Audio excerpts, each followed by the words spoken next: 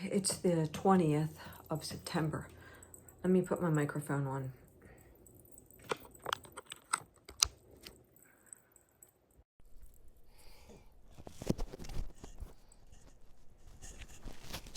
I hope this is... Wait a minute. Wish there was... Oh, wait a minute. Wait a minute. Wait a minute. Is there a different way to... Is there a different way to do this? Hang on. Hold on. What if I turn it... Ah. All you do is unhook it. Look at this. I've always clipped it on this side because of the way the microphone was, and all I needed to do was take it off of here and turn this around so that I could clip it on this side, which just feels better for me. Well, that didn't take me very long to figure out, did it? It's the 20th of September. It's Saturday afternoon. Thanks for being here with me. It is almost 4 o'clock. I made my coffee just a little while ago. I've got some condensation.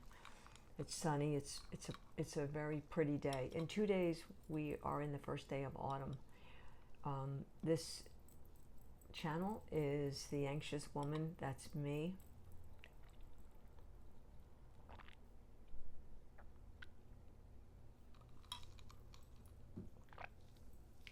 I've been an anxious little girl. I've been an anxious adolescent, an anxious teen, an anxious 20-something, 30, 40, 50. And now I'm in my 67th year, my 67th rotation around the sun. In 3 years, I will be 70. I don't know how any of that happened. I want to talk about how I am and how I am not. Sometimes I get the blessing of meeting really nice people. And unfortunately, those really nice people go through really hard, difficult, impossible things like I did when Sky passed away. You know, I've talked about the difference for me between a divorce and a death. And there's such a distinct difference. I've been married a few times. I'm not embarrassed or ashamed or anything to say I've been married probably more than I should have been. But when you don't make good choices, when you don't know how to make good choices, when you don't know what the hell you're doing, you make choices that you can see when you're in your 60s, like, why in the world? But anyway, I went through divorces, and then at one point, Sky passed away. And if you're new and it's like, well, who is Sky? Sky was my partner for 14 years, my best friend, my roommate. We lived in a 2-bedroom apartment. I was his full-time care partner while he was sick and dying for the last 4 years of his life. He passed away February 27th of last year. So it's been, like a year and a half now, maybe even a little bit more. And he had multiple system atrophy. And he died at home, which was his wish. And it was just him and I there. Sometimes I meet people who also lose their partners. And when we lose someone, whether it's a husband, a wife, a roommate you've been with forever, like I felt like I was with Sky, it changes you up, because what happens is you have plans. You know, you have plans with this person. However, the relationship had flowed. You know, Sky and I were married for just a short period of time, and we ended the marriage. We got divorced, but we stayed together. We stayed close. We took care of each other. We did the best we could do. And he was like the only person I had in my life, really, aside from my son, who would pop in every now and then. So when he died, all the dreams died, all the plans, all the hopes, all the tomorrows, and the way you live your life, and the way you pay your bills, and the way you grocery shop, and the way you do the laundry, and the way that you know someone else is there if there's a problem in the house.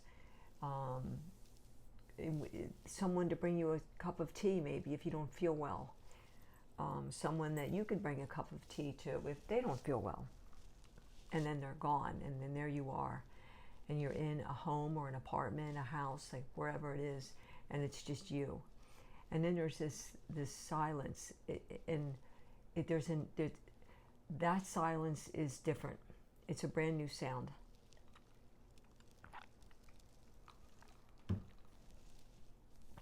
The silence after a death is totally different than the silence that you have when you're with your person and maybe they went to the store or maybe they went to work and you're in your home on your own. And it's quiet, but it's a different kind of silence. And then you're completely on your own. And you're trying to figure out, how do you do it? Like, how does this work now? How do I figure everything out financially, figure everything out emotionally? How do I learn to smile, to laugh? How do I allow myself to watch a movie and enjoy it? How do I start eating again? How and when do I sleep? What do I do with my rings? What about his or her belongings?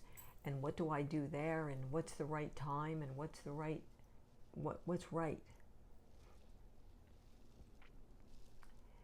What I've learned is I have to stop and think hard, like as to what Sky's voice sounded like.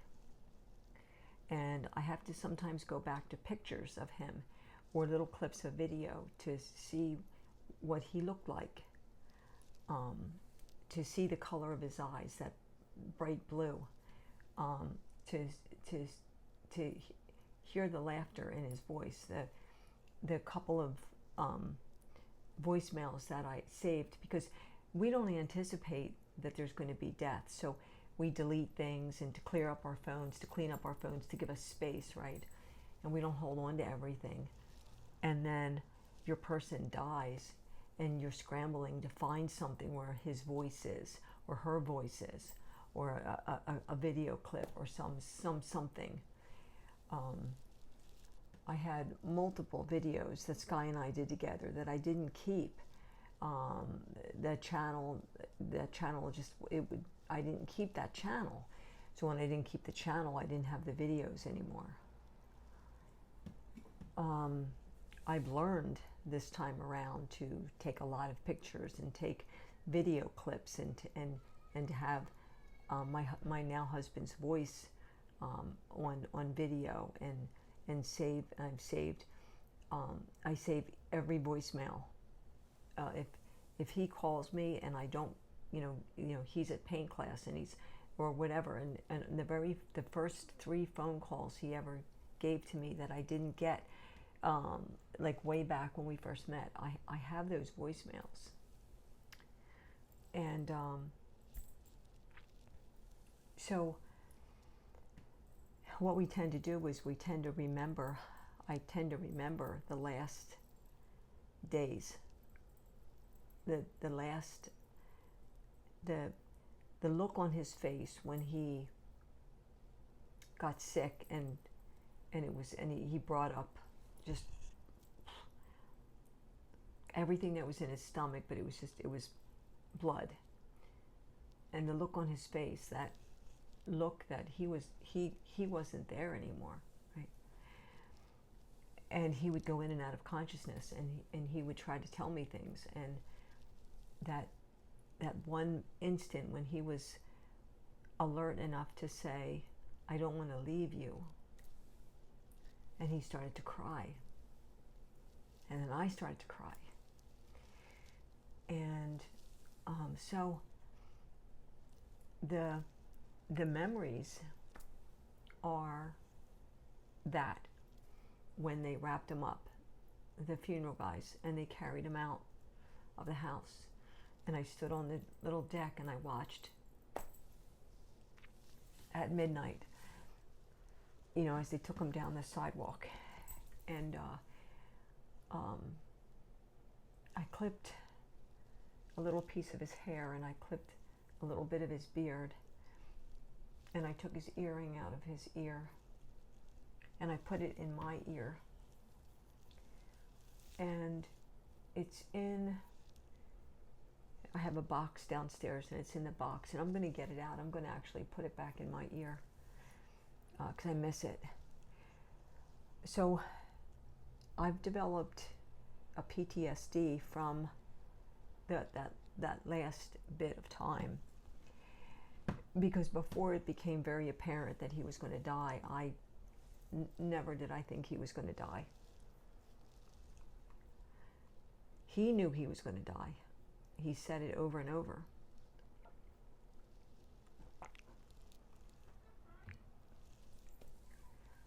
So I was on my own for about 6 months, and I met someone, my now husband, and we got engaged 2 months after we met, a little more than 2 months after we met. We got married 2 months, 3 months. We got engaged October 27th. We got married January 15th. So 2.5 months after we got engaged. So from August to January, mid-January. So it was about September, October, November, December, January. 5 months after we met, we got married. And a month after that, 3 weeks after that, if I'm going to be really specific, we bought a townhouse. He bought a townhouse. He bought a townhouse. Because me part, didn't have any money to buy a townhouse. But he bought a townhouse. And it's our townhouse.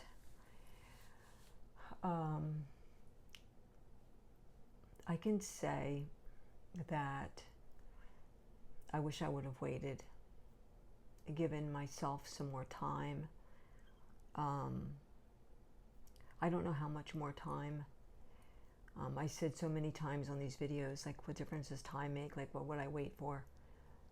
But I wonder now, did I need more time? Did I mourn correctly? Because I don't know exactly what that looks like or feels like. And I don't know what I'm supposed to do with it. The feeling. I've cried. I've saved things. I've donated things. I've thrown things in the trash. I've communicated with his family. I've looked at pictures over and over. I've read things he wrote down that I never saw, that he never showed me. And I cried some more.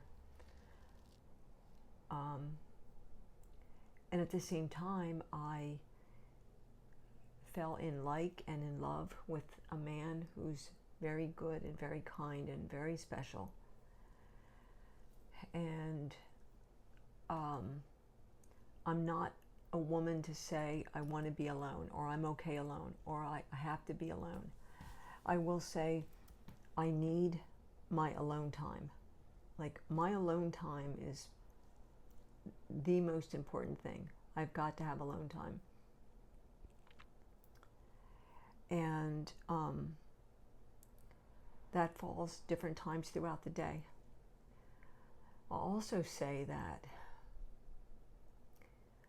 watching Sky pass away,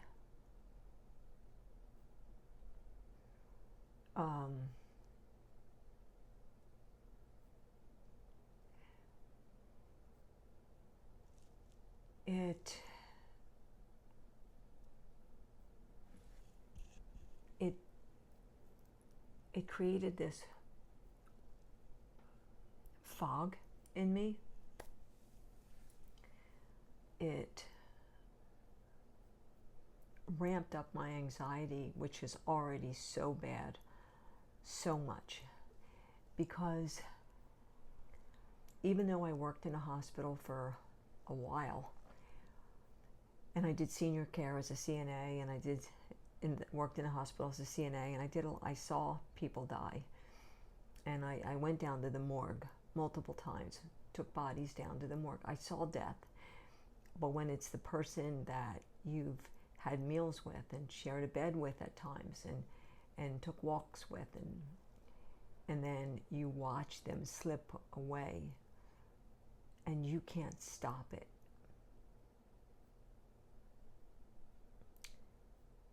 It changes you up. It changes you. Now, I'm in a situation where this could happen again. I got married. And the person that I'm married to, we're together almost 24/7. He's retired. He's in his 70th year. He's retired. He has a little side business that he's phasing out because he's a painter. He's an oil painter, and he wants to just concentrate on painting and having a little Etsy shop at some point.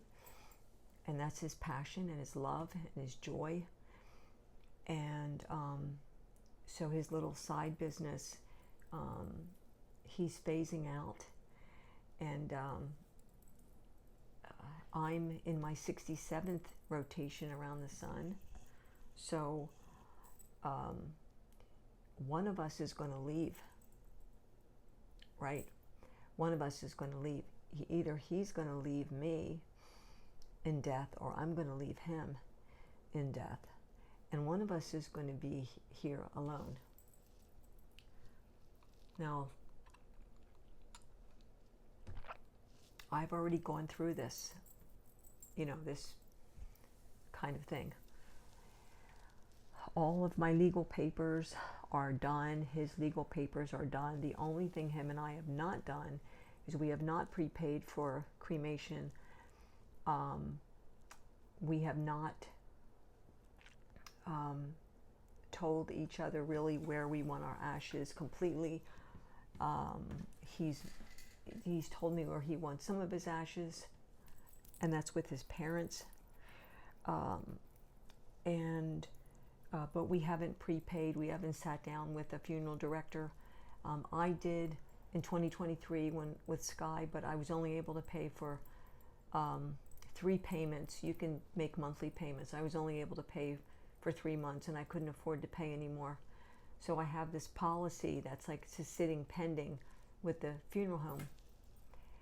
And I paid in like $150 or $160, and I could cash it in for $85. But I would prefer that this funeral home that took care of Sky takes care of my body, my sack that's holding my soul. So that's the one thing that we haven't done. But I feel like he went through a divorce before he met me, and it was long and drawn out, and it was extremely difficult on him, and he has a diagnosis of PTSD, and he struggles a lot. He's getting better and better and better each day, but I don't know which one of us would be stronger. I feel here in this house like I don't know how anything works, or like with all the paperwork and stuff. He handles all that. I mean, I have a spreadsheet, so I have the names and the contacts and the numbers and all that stuff. To go through like everything I would need to go through is a lot. And anxiety wise, I'm so bad. I thought I was bad in my 20s and 30s and 40s. And I had a hysterectomy when I was in my 40s. And my doctor said to me, my PCP, that I had forever. He said, this is going to help your anxiety. It's going to help your panic attacks. It's going to hormonally, you'll slow down. Things will slow down. They didn't. The older I got, the worse it got. Then I saw more death, and then I saw Sky's death. And so now all I think about a lot is when one of us has to leave and what that's going to be like. I'm worried for my husband. You know, is he going to be okay? He's a pretty strong man,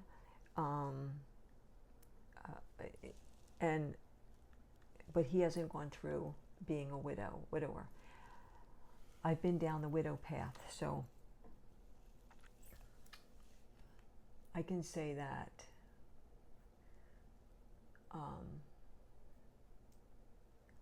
I'm trying to grieve in between being a contented bride. I'm trying to live two emotions, and it's incredibly difficult.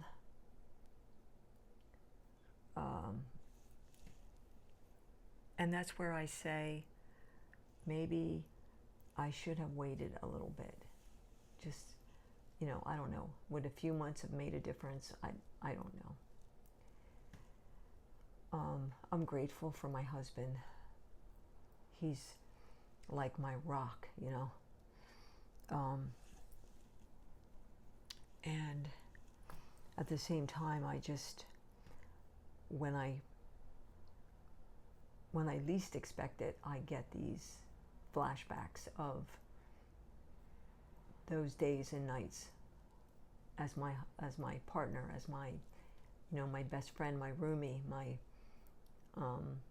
my Buddha buddy, my meditation pal, as he, you know, he left this earth. If you're going through grief and that panic comes in worse than, because you're going through all this anxiety as your person is dying, and that's anticipatory grief, like you know what's going to happen and you're trying to get ready for it, and then it happens, and then it's like, what now? How do I do this? My anxiety before all this was through the roof. Now it's 100 times through the roof.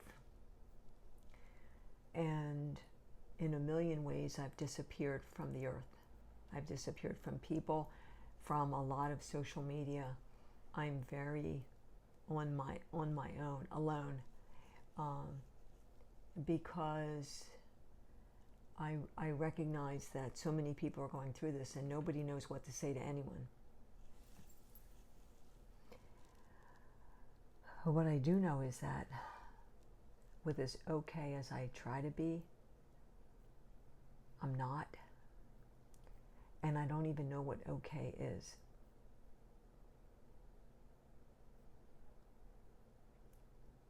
I don't even know what okay is. So if you're grieving and you're struggling,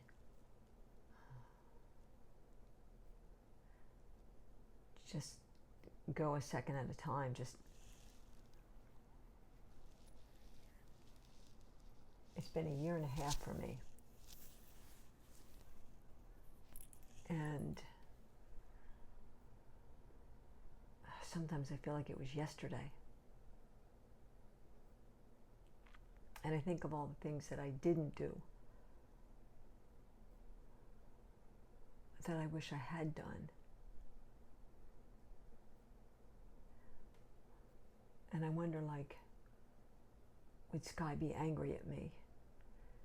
But I followed all of his wishes, so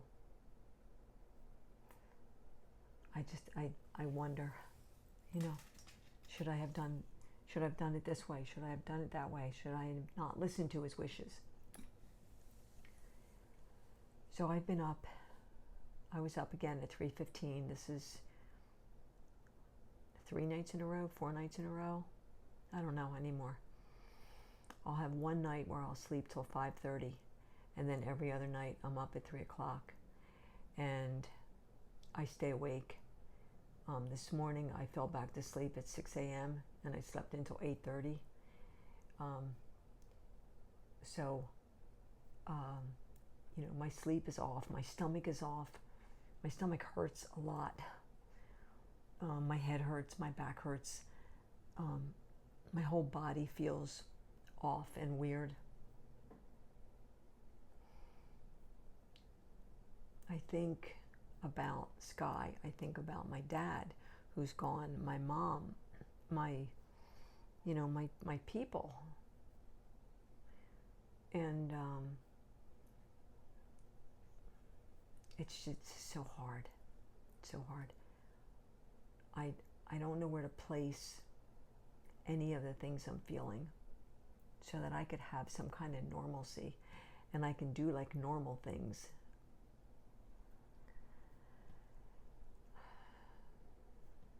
I don't know. I just needed to get that out there. I'm going to say thank you for listening, and